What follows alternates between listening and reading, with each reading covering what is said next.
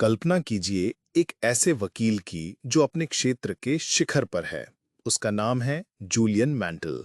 Julian के पास वो सब कुछ है जिसका सपना एक आम इंसान देखता है। 7 अंकों की आमदनी, शहर के सबसे पॉश इलाके में एक आलीशान हवेली, एक निजी जेट विमान और एक चमचमाती लाल फरारी जो उसकी सफलता का प्रतीक है। बाहर से देखने पर उसकी जिंदगी एकदम परफेक्ट लगती है। वो हर केस जीतता है, उसके क्लाइंट्स की सूची में बड़े बड़े नाम शामिल हैं और कानूनी दुनिया में उसका नाम एक किंवदंती बन चुका है। वो जो चाहता है उसे हासिल कर लेता है। उसने अपनी जिंदगी के सारे क्या व्हाट हासिल कर लिए थे। एक सफल करियर, बेशुमार दौलत और समाज में ऊंचा रुतबा। लेकिन इस चकाचौंध के पीछे एक अंधेरा था, एक खालीपन जो उसे अंदर ही अंदर खाए जा रहा था। एक दिन भरी अदालत में एक बड़े केस पर बहस करते हुए जूलियन अचानक जमीन पर गिर पड़ता है। उसे एक भयानक दिल का दौरा पड़ा था। यह सिर्फ एक मेडिकल इमरजेंसी नहीं थी, यह उसकी आत्मा की चीख थी, एक चेतावनी कि जिस रास्ते पर वो चल रहा है वो उसे मौत के सिवा और कहीं नहीं ले जाएगा। अस्पताल के बिस्तर पर लेटे हुए जूलियन को पहली बार यह एहसास हुआ कि उसने दुनिया की हर चीज जीत ली है लेकिन खुद को हार गया है। उसके पास सफलता के सारे बाहरी प्रतीक थे, लेकिन अंदर से वो आध्यात्मिक रूप से दिवालिया और बेहद दुखी था। ये वो पल था जिसने उसकी जिंदगी बदल दी। उसने एक ऐसा फैसला लिया जिसने सबको चौंका दिया। जूलियन ने अपनी वकालत छोड़ दी, अपनी आलीशान हवेली बेच दी, अपना प्राइवेट जेट बेच दिया और हाँ, अपनी प्यारी लाल फरारी भी बेच दी। उसने अपनी सारी भौतिक संपत्ति का त्याग कर दिया, ना कि और ज्यादा दौलत के लिए, बल्कि ज्ञान और उद्देश्य की तलाश में। वो भारत की यात्रा पर निकल पड़ा, हिमालय की रहस्यमयी वादियों में जीवन के असली अर्थ को खोजने के लिए। ये कहानी सिर्फ एक वकील की नहीं है, ये कहानी हम में से हर उस इंसान की है जो सफलता की सीढ़ियां तो चढ़ रहा है, लेकिन हर कदम पर उसे एक अजीब सा खालीपन महसूस हो रहा है।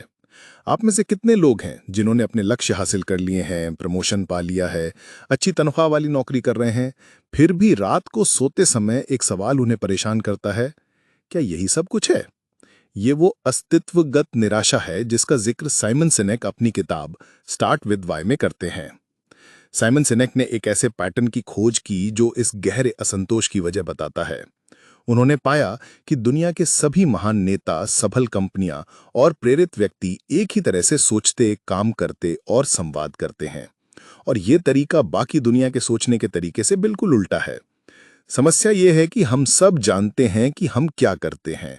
हम में से कुछ लोग ये भी जानते हैं कि हम उसे कैसे करते हैं, लेकिन बहुत बहुत कम लोग ये जानते हैं कि हम जो करते हैं वो क्यों करते हैं। और ये क्यों पैसा कमाना नहीं है। पैसा कमाना एक परिणाम है, एक नतीजा है। आपका क्यों आपका उद्देश्य है, आपका कारण है, आपका विश्वास है। आपकी कंपनी क्यों मौजूद है, आप हर सुबह बिस्तर से क्यों उठते हैं, और किसी को इस बात की परवाह क्यों करनी चाहिए कि आप क्या करते हैं। ये किताब उस क्यों को खोजने की एक यात्रा है। ये समझने की यात्रा है कि कुछ लोग और संगठन क्यों दूसरों की तुलना में अधिक इनोवेटिव, अधिक प्रभावशाली और अधिक लाभदायक होते हैं। ये समझने की यात्रा है कि वे कैसे बार बार अपने सफलता को दोहराते हैं और कैसे वे अपने आसपास के लोगों को प्रेरित करते हैं। ये सब एक सवाल से शुरू होता है, आपका क्यों क्या है। इस वीडियो में हम साइमन सिनेक की इसी रचनात्मक विचारधारा को गहराई से समझेंगे। हम जानेंगे कि कैसे अपने क्यों को समझना ना केवल आपके काम करने का तरीका बदल सकता है, बल्कि आपकी पूरी जिंदगी को एक नया अर्थ दे सकता है। तो चलिए, जूलियन मेंटल की तरह ही हम भी उस यात्रा पर निकलते हैं जो क्या से शुरू होकर क्यों तक जाती है। तो चलिए समझते हैं उस शक्तिशाली विचार को जो साइमन सिनेक की पूरी फिलॉसफी के केंद्र में है। इसे वे द गोल्डन सर्कल या सुनहरा घेरा कहते हैं।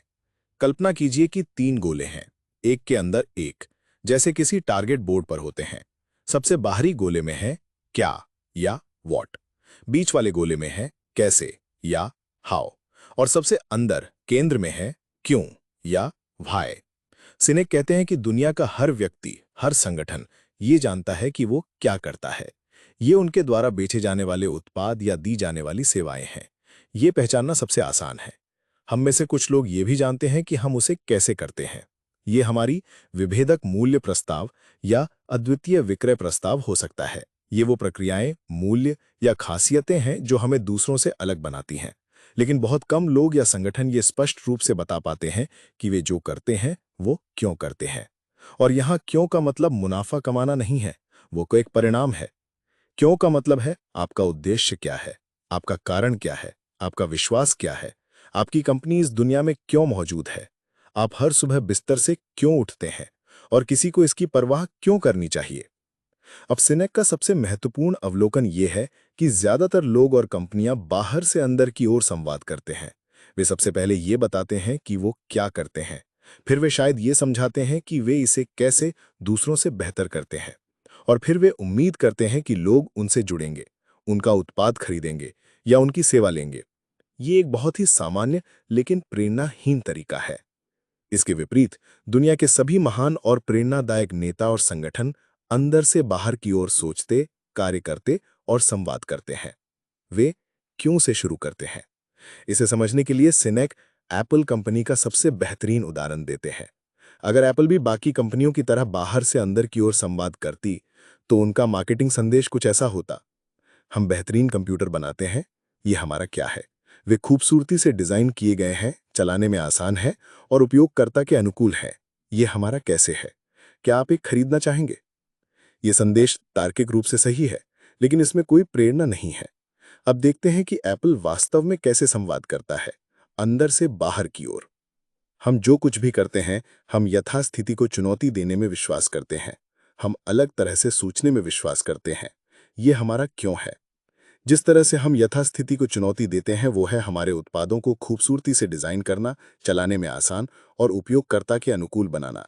ये हमारा कैसे है। और हम बस बेहतरीन कंप्यूटर बनाते हैं, ये हमारा क्या है। क्या आप एक खरीदना चाहेंगे। देखिए, संदेश पूरी तरह से बदल गया। अब एप्पल सिर्फ एक कंप्यूटर कंपनी नहीं है जो आपको एक उत्पाद बेच रही है। वे एक विचारधारा, एक विश्वास बेच रहे हैं। उनके उत्पाद, चाहे वो कंप्यूटर हो या फोन, उनके क्यों का भौतिक प्रमाण बन जाते हैं। इसी वजह से लोग घंटों लाइन में लगकर उनका नया फोन खरीदते हैं, जबकि बाजार में तकनीकी रूप से बेहतर और सस्ते विकल्प मौजूद हो सकते हैं। वे सिर्फ एक फोन नहीं खरीद रहे होते, वे अपनी पहचान का एक हिस्सा खरीद रहे होते हैं। वे दुनिया को ये दिखा रहे होते हैं कि वे भी यथास्थिति को चुनौती देने में विश्वास करते हैं। यहीं पर सिनेक का मूल मंत्र सामने आता है।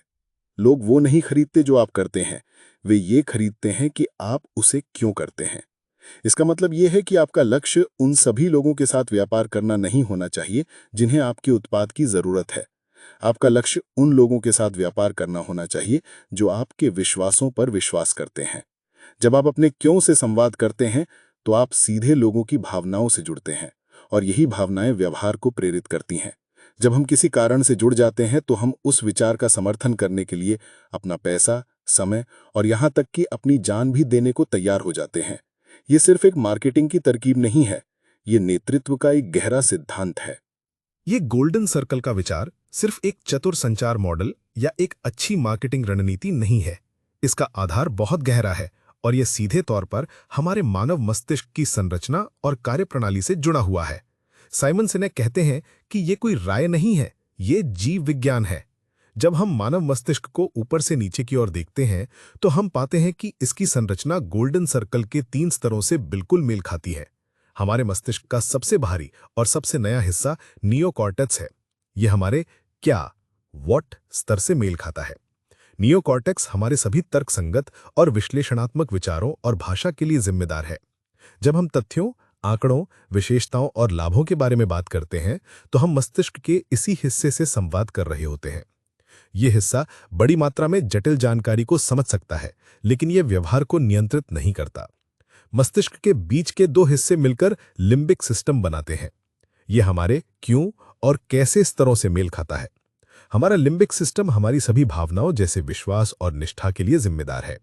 यह सभी मानव व्यवहार और निर्णय लेने की प्रक्रिया को भी नियंत्रित करता है, लेकिन इसकी एक महत्वपूर्ण सीमा है। इसमें भाषा की कोई क्षमता नहीं होती। यहीं पर पूरी कहानी का सार छिपा है।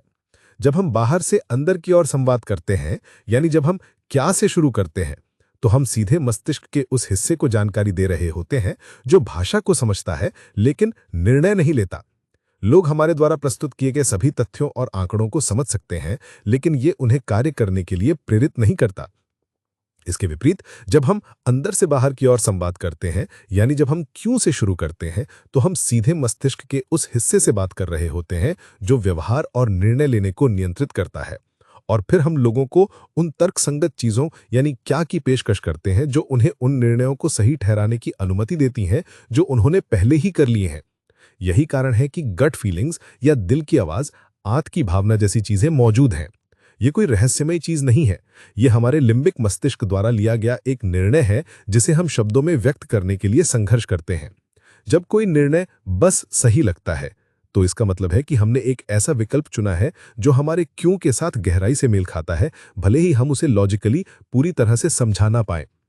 हम अपने निर्णयों को शब्दों में व्यक्त करने की कोशिश कर रहे हैं, जो कि नियोकॉर्टेक्स का कार्य है, जबकि निर्णय लिम्बिक मस्तिष्क द्वारा उत्पन्न एक भावना से आया है। ये जैविक संबंध बताता है कि क्यों इतना शक्तिशाली क्यों है। ये मस्तिष्क के विश्लेषणात्मक हिस्से को बाईपास करके सीधे निर्णय लेने वाले, महसूस करने वाले हिस्से से बात करता है। ये तार्किक तर्क के बजाय एक भावनात्मक, आंत के स्तर पर विश्वास और निष्ठा का निर्माण करता है। जब कोई कंपनी हमें बताती है कि वे क्यों मौजूद हैं और हम उस विश्वास को साझा करते हैं, तो हम उनके प्रति एक गहरा संबंध महसूस करते हैं। हम उन्हें अपने जनजाति का हिस्सा मानते हैं। ये संबंध इतना मजबूत होता है कि हम उनके उत्पादों को खरीदने के लिए अधिक कीमत चुकाने या असुविधा सहने को भी तैयार हो जाते हैं। ये सिर्फ एक ब्रांड के प्रति वफादारी नहीं है, ये हमारे अपने मूल्यों और विश्वासों की पुष्टि है। इस प्रकार सामान्य व्यावसायिक अभ्यास जो डेटा, सुविधाओं और तार्किक तर्कों के साथ शुरू होता है, मूल रूप से मानव के निर्णय लेने के तरीके से गलत संरेखित है। ये भौतिक बेमेल ही कम जुड़ाव, निष्ठा की कमी और व्यवहार को चलाने के लिए निरंतर हेरफेर का मूल कारण है। जब कोई व्यवसाय क्या के साथ नेतृत्व करता है, तो वो ग्राहक के मस्तिष्क के निर्णय लेने वाले हिस्से से गलत भाषा में बात करने की कोशिश कर रहा है। ये एक ऐसी बातचीत है जो सती रहती है और कभी भी सच्ची प्रेरणा पैदा नहीं कर पाती। जब हम ये समझ जाते हैं कि क्यों सीधे हमारे निर्णय लेने वाले मस्तिष्क से बात करता है, तो हमें यह भी समझना होगा कि क्यों ज्यादातर कंपनियां इस रास्ते को नहीं अपनाती। इसका कारण यह है कि एक दूसरा आसान रास्ता भी है। साइमन सिनेक कहते हैं कि मानव व्यवहार को प्रभावित करने के केवल दो तरीके हैं। आप इसे हेरफेर यानी मैनिपुलेट कर सकते हैं, या आप इसे प्रेरित यानी इंस्पायर कर सकते हैं। दुर्भाग्य से आज के व्यापार जगत में हेरफेर एक आम बात हो गई है। ये अल्पकालिक लाभ के लिए एक शक्तिशाली उपकरण है, लेकिन इसकी एक बड़ी कीमत होती है। आइए इन दोनों रास्तों के बीच के गहरे अंतर को समझते हैं। हेरफेर, जिसे सिनिक, गाजर और छड़ी की रणनीति भी कहते हैं, कई रूपों में आता है। ये वो तरकीबें हैं जो हमें तुरंत कार्रवाई करने के लिए उकसाती हैं, लेकिन सच्ची निष्ठा पैदा नहीं करती। कुछ सामान्य हेरफेर की रणनीतियां हैं। कीमत, यह सबसे आम तरीका है। किसी उत्पाद की कीमत काफी कम कर दें और लोग उसे खरीद लेंगे, लेकिन ये एक खतरनाक खेल है। जो ग्राहक कीमत के लिए आते हैं, वे बेहतर कीमत के लिए आपको छोड़ भी देंगे। ये रणनीति वफादारी को खत्म कर देती है और आपके उत्पाद को एक सामान्य वस्तु बना देती है। प्रचार, यानी एक के साथ एक मुफ्त, सीमित समय की पेशकश या मुफ्त उपहार, ये सभी तरकीबें हमें खरीदने के लिए लुभाती हैं। ये काम करती हैं, लेकिन जैसे ही प्रमोशन खत्म होता है, ग्राहक भी चला जाता है। डर, ये सबसे शक्तिशाली हेरफेर है, क्योंकि ये हमारी जीवित रहने की प्रवृत्ति से जुड़ा है। अगर आपने ये बीमा नहीं खरीदा तो आपके परिवार का क्या होगा? इस तरह के संदेश डर का इस्तेमाल करके हमें कार्रवाई करने के लिए मजबूर करते हैं। आकांक्षाएं, यानी 6 हफ्तों में अमीर बने या 7 दिनों में वजन घटाएं, ये संदेश हमारी असुरक्षाओं और कम से कम प्रयास में परिणाम पाने की इच्छा का फायदा उठाते हैं। वे आपको जिम की सदस्यता तो बेच सकते हैं, लेकिन आपको हर हफ्ते 3 दिन जिम जाने के लिए प्रेरित नहीं कर सकते। सामाजिक दबाव, यानी 5 में से 4 डॉक्टर इसकी सलाह देते हैं, या लाखों संतुष्ट ग्राहक, ये संदेश इस डर का फायदा उठाते हैं कि कहीं हम गलत तो नहीं हैं या कहीं हम पीछे तो नहीं छूट रहे। नवीनता, इसे अक्सर नवाचार के रूप में पेश किया जाता है, लेकिन ये अक्सर केवल एक नई सुविधा होती है जो स्थायी मूल्य नहीं जोड़ती। ये ध्यान आकर्षित करती है, लेकिन वफादारी नहीं बनाती। इन सभी हेरफेर की रणनीतियों में एक बात समान है, वे काम करती हैं, लेकिन केवल अल्पकालिक लेनदेन के लिए। वे महंगी होती हैं और खरीदार और विक्रेता दोनों के लिए एक तनावपूर्ण चक्र बनाती हैं। वे वफादारी का निर्माण नहीं करती। इसके विपरीत प्रेरणा है। प्रेरणा तब पैदा होती है जब लोग आपके क्यों से जुड़ते हैं। वे आपके उत्पाद या सेवा को इसलिए नहीं खरीदते क्योंकि उन्हें मजबूर किया गया है, बल्कि इसलिए खरीदते हैं क्योंकि वे आपके विश्वासों पर विश्वास करते हैं। वे कार्य करते हैं क्योंकि वे करना चाहते हैं, ना कि इसलिए क्योंकि उन्हें करना पड़ता है। प्रेरणा दीर्घकालिक होती है। ये वफादारी का निर्माण करती है। जो ग्राहक आपके क्यों से प्रेरित होते हैं, वे आपके साथ तब भी खड़े रहेंगे जब आप कोई गलती करेंगे, जब कीमतें थोड़ी बढ़ जाएंगी या जब कोई सस्ता विकल्प उपलब्ध होगा। वे सिर्फ ग्राहक नहीं होते, वे आपके समर्थक, आपके प्रचारक बन जाते हैं। इस अंतर को स्पष्ट रूप से समझने के लिए हम इस तालिका को देख सकते हैं। पहलू है रणनीति, उद्देश्य कारण विश्वास, दिमागी लक्ष्य है नियोकॉर्टेक्स यानी तार्किक सोच, लिम्बिक सिस्टम यानी भावनाएं, तुरंत परिणाम होता है लेन देन, भावनात्मक जुड़ाव, और लंबा परिणाम होता है बार बार व्यापार और हेरफेर की जरूरत, और प्रेरणा में होती है निष्ठा। ये तालिका स्पष्ट करती है कि हेरफेर और प्रेरणा दो अलग अलग गेम है। हेरफेर लेन देन जीतता है, प्रेरणा दिल और दिमाग जीतती है। एक सफल व्यवसाय लेन देन कर सकता है, लेकिन एक महान व्यवसाय और एक महान लीडर लोगों को प्रेरित करता है, और ये प्रेरणा हमेशा क्यों से शुरू होती है। जब कोई संगठन अपने क्यों से संवाद करता है, तो वह केवल एक उत्पाद या सेवा नहीं बेच रहा होता है, वह विश्वास का निर्माण कर रहा होता है। और विश्वास ही हर स्थायी रिश्ते, चाहे वह व्यक्तिगत हो या व्यावसायिक, की नींव है। साइमन सिनेक इस बात पर जोर देते हैं कि विश्वास कोई तर्कसंगत चेकलिस्ट नहीं है जिसे पूरा किया जा सके। यह एक भावना है जो हमारे लिम्बिक मस्तिष्क में उत्पन्न होती है, वही हिस्सा जो क्यों को समझता है। विश्वास तब उभरता है जब हम ये महसूस करते हैं कि किसी व्यक्ति या संगठन के शब्द और कार्य उनके घोषित विश्वासों के अनुरूप हैं। दूसरे शब्दों में, जब वह प्रामाणिक होते हैं। यह प्रामाणिकता संयोग से नहीं आती, इसे जानबूझकर बनाया और बनाए रखा जाता है। सिनेक इसके लिए 3 महत्वपूर्ण तत्वों का एक ढांचा प्रस्तुत करते हैं: स्पष्टता, अनुशासन और निरंतरता। पहला है क्यों की स्पष्टता, क्लैरिटी ऑफ वाई। आपको यह बिल्कुल स्पष्ट रूप से पता होना चाहिए कि आप जो करते हैं वो क्यों करते हैं। यदि एक नेता खुद यह स्पष्ट रूप से नहीं बता सकता कि उसका संगठन क्यों मौजूद है, तो वह किसी और को कैसे प्रेरित कर सकता है। यह स्पष्टता एक फिल्टर के रूप में कार्य करती है जो हर निर्णय को दिशा देती है। दूसरा है कैसे का अनुशासन, डिसिप्लिन ऑफ हाउ। यह आपके मूल्यों और मार्गदर्शक सिद्धांतों को संदर्भित करता है। एक स्पष्ट क्यों होने के बाद आपको उन तरीकों से कार्य करने का अनुशासन रखना होगा जो आपके क्यों के अनुरूप हों। आपके मूल्य केवल दीवार पर लिखे सुंदर शब्द नहीं होने चाहिए, वे क्रियाएं होनी चाहिए।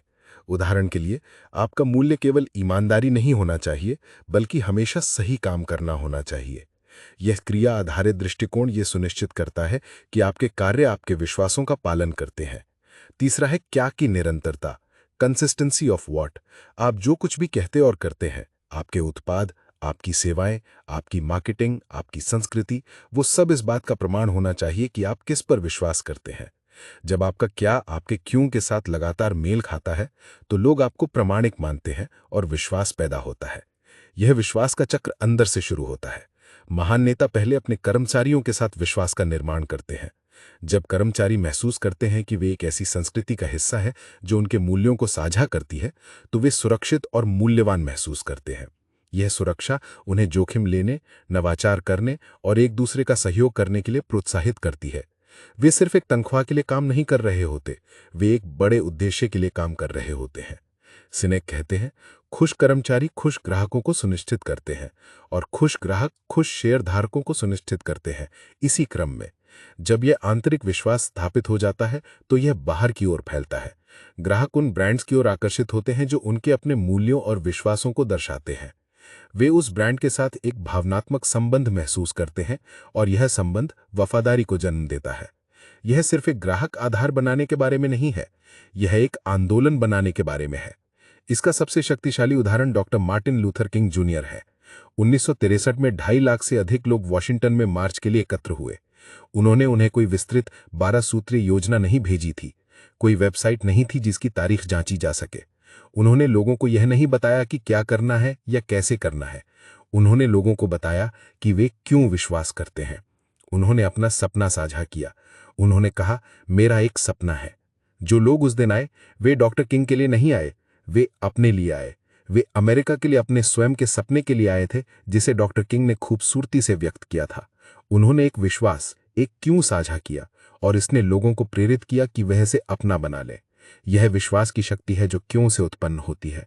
यह लोगों को एक साथ लाती है और उन्हें एक सामान्य उद्देश्य के लिए कार्य करने के लिए प्रेरित करती है, जो किसी भी तार्किक तर्क या हेरफेर से कहीं ज्यादा शक्तिशाली है। एक महान विचार या एक प्रेरणादायक क्यों होना एक बात है, लेकिन उस विचार को व्यापक रूप से फैलाना और एक आंदोलन बनाना बिल्कुल दूसरी बात है। कई कंपनियां और नेता शानदार शुरुआत करते हैं लेकिन बड़े पैमाने पर सफलता हासिल करने में विफल रहते हैं। साइमन सिनेक बताते हैं कि ऐसा क्यों होता है और क्यों से शुरुआत करना कैसे इस चुनौती को हल करने की कुंजी है। इसका उत्तर नवाचारों के प्रसार के नियम में निहित है। ये नियम बताता है कि किसी भी आबादी में नए विचारों या उत्पादों को कैसे अपनाया जाता है। ये एक घंटी के आकार के वक्र या बेल कर्व का अनुसरण करता है, जो आबादी को 5 खंडों में विभाजित करता है। नवोन्मेषक, ये 2.5% लोग हैं जो नई चीजों को आजमाने के लिए उत्सुक रहते हैं। वे जोखिम लेने वाले होते हैं। प्रारंभिक अंगीकारक, ये 13.5% लोग हैं जो नए विचारों के लिए खुले होते हैं लेकिन नवोन्मेषकों की तुलना में अधिक व्यावहारिक होते हैं। वे प्रवृत्तियों को स्थापित करने में मदद करते हैं। प्रारंभिक बहुमत, ये 34% लोग व्यावहारिक हैं। वे तब तक कुछ नया नहीं अपनाते जब तक कि ये साबित न हो जाए कि ये काम करता है और इसके लाभ स्पष्ट न हो। विलंबित बहुमत, ये 34% लोग संशयवादी होते हैं। वे केवल तभी कुछ अपनाते हैं जब ये बिल्कुल आवश्यक हो जाता है या जब सामाजिक दबाव बहुत अधिक हो जाता है। पिछड़े, ये 16% लोग पारंपरिक होते हैं और परिवर्तन का विरोध करते हैं। वे अक्सर सबसे अंत में या कभी नहीं अपनाते हैं। इस वक्र में सबसे महत्वपूर्ण हिस्सा प्रारंभिक अंगीकारकों और प्रारंभिक बहुमत के बीच की खाई है। इसे खाई को पार करना या क्रॉसिंग द कैज्म कहा जाता है। ज्यादातर नए उत्पाद और विचार इसी खाई में गिरकर विफल हो जाते हैं क्योंकि वे प्रारंभिक बहुमत को आकर्षित करने में असमर्थ होते हैं। यहां पर पारंपरिक ज्ञान विफल हो जाता है। आप सीधे तौर पर बहुमत को लक्षित नहीं कर सकते। प्रारंभिक और विलंबित बहुमत वाले लोग व्यावहारिक होते हैं। वे तब तक कुछ नया नहीं आजमाएंगे जब तक कि किसी और ने इसे पहले ना आजमाया हो। तो आप उन्हें कैसे जीतते हैं? कुंजी आपके क्यों में निहित है। आपको नवोन्मेषकों और प्रारंभिक अंगीकारकों के दिलों और दिमाग को जीतना होगा। ये वो समूह हैं जो अपने अंतरात्मा की आवाज से प्रेरित होते हैं, इस बात से कि वे दुनिया के बारे में क्या विश्वास करते हैं। वे एक नया उत्पाद इसलिए नहीं खरीदेंगे क्योंकि इसमें नई सुविधाएं हैं, बल्कि इसलिए खरीदेंगे क्योंकि ये उत्पाद उनके अपने क्यों के साथ मेल खाता है। वे आपके विश्वास के कारण एक महंगा उत्पाद खरीदने या असुविधा सहने को तैयार रहेंगे। वे आपके विचार के पहले समर्थक बनेंगे। जब आप इन प्रारंभिक अंगीकारकों में से पर्याप्त संख्या यानी बाजार का लगभग 15 से 18% को जीत लेते हैं तो एक टिपिंग पॉइंट या निर्णायक मोड़ आता है। ये प्रारंभिक अंगीकारक जो अपने समुदायों में सम्मानित होते हैं, विचार को बाकी आबादी तक फैलाना शुरू कर देते हैं। प्रारंभिक बहुमत उनके प्रभाव के कारण अनुसरण करना शुरू कर देता है, इसलिए नहीं क्योंकि वे आपके क्यों पर विश्वास करते हैं, बल्कि इसलिए क्योंकि प्रारंभिक अंगीकारकों ने उनके लिए विचार को मान्य कर दिया है। वे देखते हैं कि यह काम करता है और सुरक्षित है और फिर वे भी इसमें शामिल हो जाते हैं। ये प्रक्रिया दिखाती है कि बड़े पैमाने पर बाजार की सफलता हर किसी को आकर्षित करने की कोशिश करने से नहीं मिलती है। ये उन कुछ लोगों को खोजने के बारे में है जो आपके विश्वासों पर विश्वास करते हैं और उन्हें इस शब्द को फैलाने के लिए सशक्त बनाते हैं। आपका क्यों इन महत्वपूर्ण शुरुआती ग्राहकों के लिए एक चुंबक के रूप में कार्य करता है। वे सिर्फ ग्राहक नहीं है, बल्कि आपके विचार के प्रचारक बन जाते हैं। वे सिर्फ उत्पाद के गुणों का प्रचार इसलिए नहीं करते क्योंकि उन्हें यह पसंद है, बल्कि इसलिए करते हैं क्योंकि उत्पाद उनकी पहचान का हिस्सा बन गया है, जो उनके अपने विश्वासों को अपने सामाजिक दायरे में संकेत देने का एक तरीका है। वे निष्क्रिय उपभोक्ता नहीं बल्कि सक्रिय भावनापूर्ण प्रचारक बन जाते हैं, जो वास्तव में टिपिंग पॉइंट का इंजन है। इसलिए अगर आप एक स्थायी आंदोलन बनाना चाहते हैं तो उन लोगों पर ध्यान दें जो आपके साथ खड़े हैं, न कि उन लोगों पर जिन्हें आपको अभी भी मनाना है। अपने क्यों को स्पष्ट रूप से व्यक्त करें और सही लोग आपकी ओर आकर्षित होंगे। सिद्धांतों और मॉडलों के बारे में बात करना एक बात है, लेकिन वास्तविक दुनिया की कहानियां इन विचारों को जीवंत कर देती हैं। स्टार्ट विद वाई के सिद्धांत का सबसे शक्तिशाली प्रमाण 20वीं सदी की शुरुआत में पहली उड़ान भरने की दौड़ की कहानी में मिलता है। ये दो समूहों की कहानी है जो एक ही लक्ष्य का पीछा कर रहे थे, लेकिन उनके क्यों में जमीन आसमान का अंतर था। एक तरफ थे सैमुअल पियरपॉन्ट लैंगली। अगर आप उस समय किसी से पूछते कि कौन पहले उड़ान भरेगा, तो हर कोई लैंगली का नाम लेता। उनके पास सफलता के लिए सभी आवश्यक सामग्रियां थीं। वो एक प्रसिद्ध खगोलशास्त्री और स्मिथसोनियन इंस्टीट्यूशन के सचिव थे। उनके संपर्क बहुत ऊंचे थे, जिनमें एंड्रू कार्नेगी और अलेक्जेंडर ग्राहम बेल जैसे लोग शामिल थे। अमेरिकी युद्ध विभाग ने उनके प्रोजेक्ट के लिए $50,000 का भारी अनुदान दिया था, जो उस समय की एक बहुत बड़ी रकम थी। उन्होंने उस समय के सबसे प्रतिभाशाली दिमागों की एक टीम इकट्ठी की थी। प्रेस हर जगह उनका पीछा करता था। उनके पास वो सब कुछ था जिसे हम सफलता का नुस्खा कह सकते हैं: पैसा, प्रतिभा और प्रतिष्ठा। उनका क्या स्पष्ट था? एक उड़ने वाली मशीन बनाना। उनका कैसे भी स्पष्ट था, सर्वोत्तम संसाधनों और प्रतिभा का उपयोग करना। लेकिन लैंगली का क्यों क्या था? लैंगली प्रसिद्धि और धन से प्रेरित थे। वो इतिहास में अपना नाम दर्ज कराना चाहते थे, अगले महान अमेरिकी आविष्कारक बनना चाहते थे। उनका क्यों पूरी तरह से व्यक्तिगत लाभ पर केंद्रित था। दूसरी तरफ डेटन ओहायो में विल्बर और ऑरविल राइट थे। उनके बारे में किसी ने नहीं सुना था। वो एक साधारण साइकिल की दुकान चलाते थे। उनके पास कोई सरकारी फंडिंग नहीं थी, कोई ऊंचे संपर्क नहीं थे और उनकी टीम में किसी के पास कॉलेज की डिग्री भी नहीं थी। उनके पास लैंगली के संसाधनों का एक अंश भी नहीं था। लेकिन उनके पास एक चीज थी जो लैंगली के पास नहीं थी, एक शक्तिशाली अटूट क्यों। राइट बंधु एक विश्वास, एक सपने से प्रेरित थे। उनका मानना था कि अगर वो उड़ने वाली मशीन का रहस्य सुलझा सके तो ये दुनिया की दिशा बदल देगी, ये मानव जाति के लिए एक उपहार होगा। उनका क्यों खुद से कहीं बड़ा था, ये एक कारण था, एक मिशन था। ये अंतर उनकी टीम की संस्कृति में स्पष्ट रूप से दिखाई देता था। लैंगली की टीम एक तनख्वाह के लिए काम करती थी, वे विशेषज्ञ थे जो एक नौकरी कर रहे थे। राइट बंधुओं की टीम एक सपने के लिए काम करती थी। वे अपने भाइयों के साथ पसीना, खून और आंसू बहाते थे क्योंकि वो उस कारण में विश्वास करते थे। हर बार जब वो अपने ग्लाइडर के साथ दुर्घटनाग्रस्त होते तो वे इसे विफलता के रूप में नहीं देखते थे, वे इसे सीखने के अवसर के रूप में देखते थे जो उन्हें उनके लक्ष्य के करीब ले जाता था। 17 दिसंबर 1903 को उत्तरी कैरोलिना के किटी हॉक में राइट बंधुओं ने इतिहास की पहली सफल मानव युक्त उड़ान भरी। कोई प्रेस नहीं था, कोई धूमधाम नहीं थी। दुनिया को कुछ दिनों बाद तक इस अविश्वसनीय उपलब्धि के बारे में पता नहीं चला। लैंगली का क्या हुआ? राइट बंधुओं की सफलता की खबर सुनने के कुछ ही दिनों बाद उन्होंने अपना प्रोजेक्ट छोड़ दिया। उन्होंने ये पता लगाने की कोशिश नहीं की कि राइट बंधु कैसे सफल हुए या उनकी तकनीक में सुधार करने की कोशिश नहीं की। उन्होंने बस छोड़ दिया क्योंकि वो उड़ान के विज्ञान को आगे बढ़ाने के लिए इसमें नहीं थे, वे पहले व्यक्ति बनने के लिए इसमें थे। जब वो लक्ष्य असंभव हो गया तो उनकी प्रेरणा भी समाप्त हो गई। उनका क्यों नाजुक था, जो बाहरी मान्यता पर निर्भर था। जब वो मान्यता चली गई तो उनका पूरा ढांचा ढह गया। विपरीत राइट बंधुओं का क्यों दुनिया को बदलने के बारे में था और उनकी पहली उड़ान उस सपने की सिर्फ शुरुआत थी। उनका क्यों लचीला और मजबूत था, ये असफलताओं से सीखता था और सफलता से प्रेरित होता था। ये कहानी हमें सिखाती है कि संसाधन, प्रतिभा या अनुभव सफलता की गारंटी नहीं देते। एक शक्तिशाली क्यों के बिना ये सारी चीजें व्यर्थ हो सकती हैं। लैंगली की कहानी एक चेतावनी है, जबकि राइट बंधुओं की कहानी एक प्रेरणा है। ये साबित करती है कि जब आप क्यों से शुरू करते हैं तो आप न सिर्फ असंभव को प्राप्त कर सकते हैं, बल्कि आप दुनिया को भी बदल सकते हैं। अपने क्यों को जानना एक शक्तिशाली पहला कदम है, लेकिन असली चुनौती इसे दिन प्रतिदिन के जीवन और काम में लागू करने में है। जब अनगिनत अवसर और राय आप पर बरस रही हों, तो आप कैसे सुनिश्चित करते हैं कि आपके कार्य आपके मूल उद्देश्य के अनुरूप हैं? इसके लिए साइमन सिनेक एक सरल लेकिन शक्तिशाली उपकरण प्रदान करते हैं, जिसे द सेलेरी टेस्ट कहा जाता है।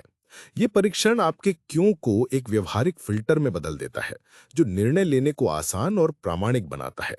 कल्पना कीजिए कि आप एक डिनर पार्टी में हैं और लोग आपको आपके व्यवसाय के लिए सलाह दे रहे हैं।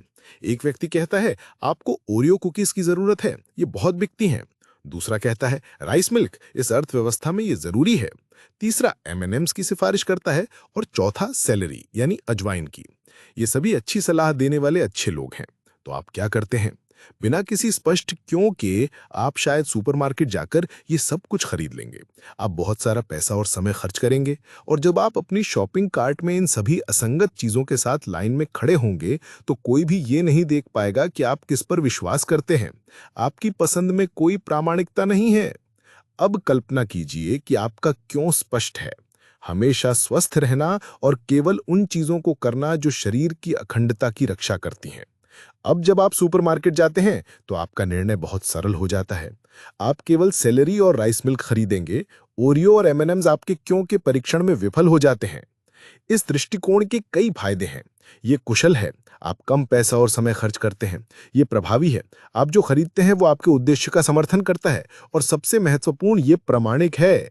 जब आप केवल सेलेरी और राइस मिल्क के साथ लाइन में खड़े होते हैं तो हर कोई देख सकता है कि आप किस पर विश्वास करते हैं। आप उन लोगों को आकर्षित करते हैं जो आपके विश्वासों को साझा करते हैं। ये सेलेरी टेस्ट का सार है। आपका क्यों वो फिल्टर है जिसके माध्यम से सभी निर्णय पारित होने चाहिए। क्या ये नया उत्पाद हमारे क्यों के अनुरूप है? क्या ये नई भर्ती हमारे क्यों पर विश्वास करती है? क्या ये मार्केटिंग रणनीति हमारे क्यों को दर्शाती है? यदि उत्तर नहीं है तो आप उस पर समय और संसाधन बर्बाद नहीं करते हैं। लेकिन जैसे जैसे एक संगठन सफल होता है, एक बड़ा खतरा पैदा होता है। सिनेक इसे द स्प्लिट या विभाजन कहते हैं। ये वो क्षण है जब एक संगठन अपने संस्थापक क्यों से संपर्क खो देता है। सफलता के साथ विकास आता है और विकास के साथ जटिलता आती है। संगठन बड़ा हो जाता है और संस्थापक अब हर निर्णय में व्यक्तिगत रूप से शामिल नहीं हो सकता है। सिस्टम और प्रक्रियाएं बनाई जाती हैं। संगठन क्या यानी उत्पाद और राजस्व और कैसे यानी प्रक्रियाएं और दक्षता को मापने पर ध्यान केंद्रित करना शुरू कर देता है, क्योंकि वे मूर्त और मापने में आसान होते हैं। धीरे धीरे अमूर्त क्यों की स्पष्टता धुंधली होने लगती है। जुनून की जगह मैट्रिक्स ले लेते हैं। ये एक धीमी और खतरनाक प्रक्रिया है। कंपनी अब प्रेरित करने की बजाय हेरफेर करना शुरू कर सकती है। कर्मचारी अब एक कारण के लिए काम नहीं कर रहे होते हैं, वे एक नौकरी के लिए काम कर रहे होते हैं। ग्राहक अब वफादार नहीं रहते हैं, वे केवल लेन देन करते हैं। इसका एक क्लासिक उदाहरण फॉक्सवैगन है। उनकी स्थापना का क्यों पब्लिक के लिए कार बनाना था, लेकिन जैसे जैसे वे बड़े और सफल होते गए, उनका क्यों धुंधला हो गया और क्या यानी बाजार हिस्सेदारी और मुनाफा ने प्राथमिकता ले ली। इस विभाजन का दुखद परिणाम उत्सर्जन घोटाला था, जहां कंपनी ने अपने मूल उद्देश्य की ठीक विपरीत कार्य किया। ये विभाजन किसी संगठन के लिए सबसे बड़ी चुनौती है, क्योंकि ये सफलता का एक उप उत्पाद है। इससे बचने के लिए नेतृत्व से निरंतर और सचेत प्रयास की आवश्यकता है, ताकि क्यों को जिंदा रखा जाए, उसे लगातार संप्रेषित किया जाए और ये सुनिश्चित किया जाए कि ये प्रत्येक निर्णय के केंद्र में रहे। एक संगठन को द स्प्लिट के खतरे से कैसे बचाया जा सकता है? एक नेता ये कैसे सुनिश्चित कर सकता है कि उसका क्यों उसके अपने कार्यकाल से कहीं आगे तक जीवित रहे? इसका उत्तर एक स्थायी संरचना और एक गहरी साझेदारी बनाने में निहित है। साइमन सिनेक बताते हैं कि दुनिया में दो तरह के लोग होते हैं, क्यों प्रकार और कैसे प्रकार। क्यों प्रकार के लोग दूरदर्शी होते हैं, वे भविष्य में रहते हैं, वे सपने देखने वाले और आशावादी होते हैं। वे उस दुनिया की कल्पना कर सकते हैं जो अभी तक मौजूद नहीं है। वे प्रेरणा का स्रोत होते हैं। वॉल्ट डिज्नी एक क्यों प्रकार के व्यक्ति थे। उनका सपना परिवारों के लिए एक जादुई जगह बनाना था। स्टीव जॉब्स एक क्यों प्रकार के व्यक्ति थे। उनका विश्वास यथास्थिति को चुनौती देना था। कैसे प्रकार के लोग यथार्थवादी होते हैं, वे वर्तमान में रहते हैं। वे उत्कृष्ट निर्माता और संचालक होते हैं। वे दूरदर्शी के सपने को लेते हैं और उसे वास्तविकता में बदलने के लिए आवश्यक सिस्टम, प्रक्रियाएं और संरचनाएं बनाते हैं। वे चीजों को पूरा करते हैं। वॉल्ट के भाई रॉय डिज्नी एक कैसे प्रकार के व्यक्ति थे। उन्होंने वॉल्ट के सपनों को एक वित्तीय साम्राज्य में बदल दिया। स्टीव वॉज़नियाक, एप्पल के सहसंस्थापक, एक कैसे प्रकार के प्रतिभाशाली इंजीनियर थे जिन्होंने जॉब्स के दृष्टिकोण को एक मूर्त उत्पाद में बदल दिया। कोई भी प्रकार दूसरे से बेहतर नहीं है, लेकिन उन्हें एक दूसरे की सख्त जरूरत है। एक क्यों प्रकार के व्यक्ति के बिना एक कैसे प्रकार का व्यक्ति एक सफल पेशेवर हो सकता है, लेकिन वह शायद ही कभी दुनिया को बदलने वाला व्यवसाय बना पाएगा। और एक कैसे प्रकार के व्यक्ति के बिना एक क्यों प्रकार का व्यक्ति एक भूखा दूरदर्शी बनकर रह जाएगा, जिसके पास सभी विचार तो होंगे, लेकिन वह उन्हें कभी साकार नहीं कर पाएगा। सबसे प्रेरणादायक और स्थायी संगठनों के मूल में हमेशा एक क्यों प्रकार और एक कैसे प्रकार के बीच एक गहरी, भरोसेमंद साझेदारी होती है। ये साझेदारी एक संगठन के विजन और मिशन स्टेटमेंट के बीच के अंतर को भी स्पष्ट करती है। विजन संस्थापक के इरादे का सार्वजनिक बयान है, यह है क्यों। मिशन उस भविष्य को बनाने के लिए मार्गदर्शक सिद्धांतों का वर्णन है, यह है कैसे। जब दोनों स्पष्ट रूप से बताए जाते हैं तो संगठन में हर कोई अपनी भूमिका जानता है। यह संरचना ही एक संगठन को स्थायी बनाती है। यह सुनिश्चित करती है कि प्रेरणा यानी क्यों और निष्पादन यानी कैसे दोनों को महत्व दिया जाए। और यह हमें अंतिम परीक्षण की ओर ले जाता है कि क्या किसी नेता ने वास्तव में कुछ स्थायी बनाया है। द स्कूल बस टेस्ट परीक्षण सरल है। यदि संस्थापक या नेता को कल एक स्कूल बस टक्कर मार दे, तो क्या संगठन उनके बिना भी उसी गति से फलता फूलता रहेगा? यदि उत्तर हां है, तो नेता ने एक सच्ची विरासत छोड़ी है। यदि संगठन बिखर जाता है, तो नेता ने केवल व्यक्तिगत सफलता हासिल की थी। एक नेता की सच्ची विरासत ये नहीं है कि उसने अपने जीवन काल में क्या हासिल किया। एक नेता की विरासत उस नींव की ताकत में निहित है जिसे वह पीछे छोड़ता है, ताकि दूसरे लोग उसके नाम पर संगठन को आगे बढ़ा सकें। यदि लोग केवल उन अच्छे पुराने दिनों को याद करते हैं जब संस्थापक वहां थे, तो ये विरासत नहीं है, ये पुरानी यादें हैं, नॉस्टैल्जिया। स्कूल बस टेस्ट पास करने के लिए क्यों को संगठन की संस्कृति, प्रणालियों और लोगों में इतनी गहराई से समाहित होना चाहिए कि यह अब इसे स्पष्ट करने के लिए किसी एक व्यक्ति पर निर्भर नहीं रह जाता। क्यों सामूहिक की संपत्ति बन जाता है? ये तब होता है जब एक नेता का अंतिम और सबसे महत्वपूर्ण निर्माण एक उत्पाद नहीं, बल्कि एक ऐसी संस्कृति होती है जो संस्थापक उद्देश्य को उनके बना भविष्य में भी ले जा सकती है। ये नेतृत्व की धारणा को करिश्माई व्यक्तित्व से बदलकर एक कुशल सिस्टम निर्माता में बदल देता है। एक महान नेता की असली प्रतिभा केवल उनकी दृष्टि नहीं है, बल्कि एक ऐसी कंपनी बनाने की उनकी क्षमता है जहां हजारों कर्मचारी उनकी मृत्यु के बाद भी उस दृष्टि को क्रियान्वित करना जारी रख सकते हैं। अब जब हमने क्यों की शक्ति, इसके पीछे के जीव विज्ञान और इसे स्थायी बनाने की संरचना को समझ लिया है, तो सबसे महत्वपूर्ण सवाल ये उठता है, आप अपना क्यों कैसे खोजते हैं? साइमन सिनेक इस बात पर जोर देते हैं कि आपका क्यों एक आविष्कार नहीं है, ये एक खोज है। आप इसे बनाते नहीं हैं, आप इसे उजागर करते हैं। ये आपके अंदर पहले से ही मौजूद है। इसे खोजने के लिए आपको आगे भविष्य में नहीं देखना है, बल्कि अपने अतीत में गहराई से झांकना है। अपने जीवन के उन क्षणों के बारे में सोचें जब आपने सबसे अधिक जीवंत और पूर्ण महसूस किया। उन अनुभवों के बारे में सोचें जिन्होंने आपको सबसे अधिक प्रेरित किया। इन सभी अनुभवों में एक सुनहरा धागा, एक सामान्य पैटर्न होगा। ये पैटर्न आपके योगदान के बारे में है, वो अद्वितीय मूल्य जो आप दूसरों के जीवन में लाते हैं। जब आप इस पैटर्न को पहचान लेते हैं, तो आप अपने क्यों को एक सरल, स्पष्ट कथन में व्यक्त कर सकते हैं। आमतौर पर इस प्रारूप में, to dash so that dash, ताकि डैश हो सके मैं डैश करता हूं।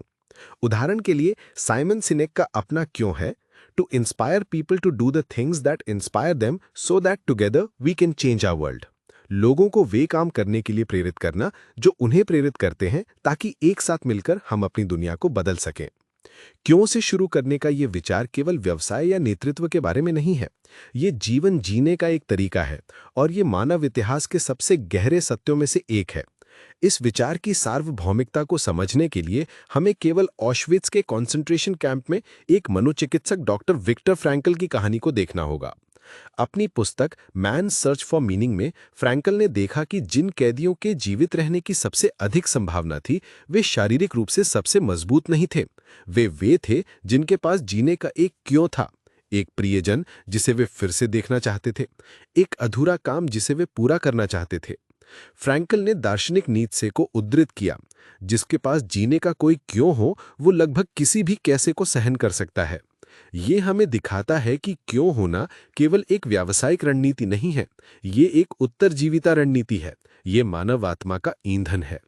इसी तरह से जापानी संस्कृति में इकिगाई की अवधारणा है, जिसका अर्थ है होने का कारण या सुबह उठने का कारण।